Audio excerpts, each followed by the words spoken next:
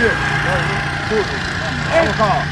Sasa wangu leo nimekupaka noma noma, yani umetembea sana na mke wangu, yani nimekulia sana babu. Kama unapishi mwanangu wewe, acha usenge basi. Sawa? Na wewe acha basi hivyo.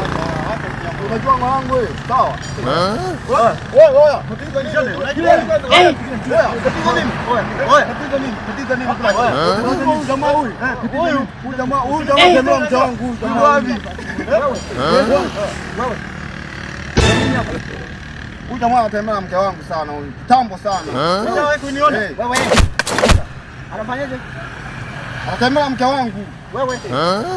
Tembea na mke wake huyu. Wewe usi. Unamkuta lini? Juzi tu. Nini? Juzi. Akunikamata wewe.